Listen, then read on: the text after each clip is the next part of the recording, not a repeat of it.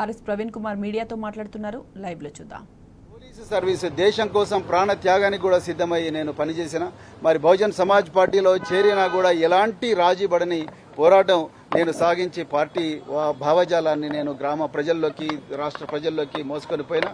కానీ అలాంటి వ్యక్తిని నేను ఒకసారి మరి ఒక పార్టీ రాష్ట్ర అధ్యక్షుడిగా మాట ఇచ్చిన తర్వాత ఈ బీజేపీ చేసే కుట్రలకు బీజేపీ రాజ్యాంగాన్ని రద్దు చేయాలన్న కుటిల పన్నాగాలకు తలొగ్గి నేను చేస్తే ఈ దేశంలో బహుజన ప్రజలకు నేను అన్యాయం చేసిన వాడిని అవుతా.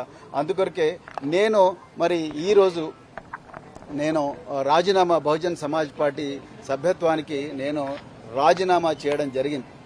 తెలంగాణ ప్రజలందరూ కూడా ఈ నిర్ణయాన్ని మరి స్వాగతించాలని చెప్పి నేను కోరుకుంటున్నా. నేను తెలంగాణలో బహుజన ప్రయోజనాల కోసం, అదేవిధంగా మరి తెలంగాణలో ఉండే బహుజన ప్రయోజనాల కోసం, దేశంలో రాజ్యాంగాన్ని రక్షించడం కోసం, లౌకికవాదాన్ని బతికించడం కోసమే నేను ఈ నిర్ణయం తీసుకున్న, ఇంకొక ఉద్దేశంతో కాదు.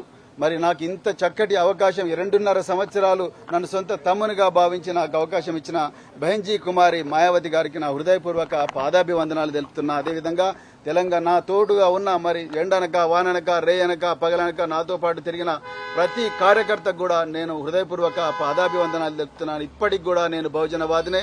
నా గుండెల్లో బహుజనవాదం ఎప్పుడు కూడా ఉంటుంది. కానీ ఒక్కటి మాత్రం చెప్తున్నా, నేను ఎలాంటి ఒత్తిళ్లకు తలొగ్గను. ప్రాణం పోయినా సరే రాజ్యాంగాన్ని రక్షించుకుంటాం, రాజ్యాంగాన్ని కాపాడుకుంటాం. రాజ్యాంగ విలువలు జస్టిస్, లిబర్టీ, ఈక్వాలిటీ, ఫ్రాటర్నిటీ ఏవైతే విలువలను బాబాసాహెబ్ అంబేద్కర్ గారు చెప్పినరో, మానేశ్రీ కాన్షీరామ్ గారు ఏ విలువలైతే బోధించినరో ఆ విలువలను తప్పకుండా మేము కాపాడుకుంటాం, మా చరిత్రను కాపాడుకుంటాం. బహుజన ప్రజల కోసమే మరి రాత్రింబవలు పోరాడతామని చెప్పేసి సందర్భంగా చెప్తున్నా. సో నేను ఈ నిర్ణయం నేను స్వచ్ఛందంగా మరి ఈ రాష్ట్ర ప్రజల ప్రయోజనాల దృష్టిలో పెట్టుకుని తీసుకున్న. ఒక్కసారి ఒక ఒప్పందం జరిగిన తర్వాత ఆ ఒప్పందం అనేది మళ్ళీ ఆ ఒప్పందం నుంచి బయటికి రాకూడదు. అది కనీసమైన ధర్మం. అందుకొరకే నేను ఆ పని చేయడం ఇష్టం లేక మరి నేనే బయటికి రావడం జరిగింది. సో నేను మళ్ళొకసారి చెప్తున్నా, బహన్జీ కుమారి మాయావతి గారు గుక్కు మహిళ, మరి ఉత్తరప్రదేశ్ మాజీ ముఖ్యమంత్రి గారు, వారు నిజంగా చాలా గొప్ప వ్యక్తి. వారు నాకు ఒక చక్కటి అవకాశం కల్పించారు. వారికి హృదయపూర్వక ధన్యవాదాలు తెలుపుతా ఉన్నా. అదేవిధంగా బహుజన్ సమాజ్ పార్టీ నాయకులకందరికీ ధన్యవాదాలు చెప్తా ఉన్నా. మరి నేను త్వరలోనే నా శ్రేయోభిలాషులు, అదేవిధంగా నా అభిమానులు, నాతో కలిసి నడవాలనుకున్న అందరు వ్యక్తులతోని ఒకసారి సమావేశం జరిపి నేను అప్పుడు నా రాజకీయ భవిష్యత్తు మీద నిర్ణయం తీసుకోబోతున్నా అని చెప్పేసి చెప్తున్నా. మరి ఇంత చక్కటి అవకాశం ఇచ్చిన మీడియా మిత్రులందరికీ కూడా హృదయపూర్వక ధన్యవాదాలు చెప్తా ఉన్నా. ప్రస్తుత రాజకీయ పరిస్థితుల గురించి మరి మేము కేసీఆర్ గారితో ఇంతసేపు చర్చించడం జరిగింది. తప్పకుండా వారితో కలిసి పనిచేస్తాం.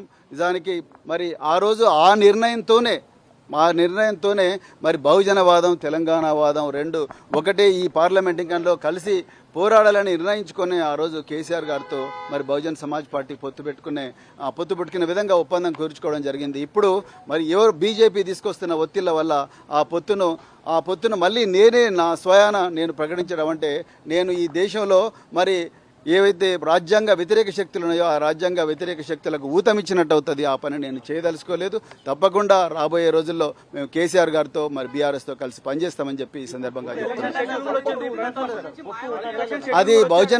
అది బహుజన్ సమాజ్ పార్టీ వాళ్ళు నిర్ణయిస్తారు, నేను చెప్పలేను. నేను ఆల్రెడీ రాజీనామా చేశాను. తప్పకుండా నడుస్తాం. అది నేను నా అభిమానులతోని, అదేవిధంగా నా శ్రేయోభిలాషులతోని, నాతో పాటు ఇన్ని సంవత్సరాలు కలిసి నడిచిన మిత్రులందరితోని కలిసి ఒక సామూహికంగా నిర్ణయం తీసుకొని అప్పుడు నిర్ణయం తీసుకుంటాం. Thank you very much.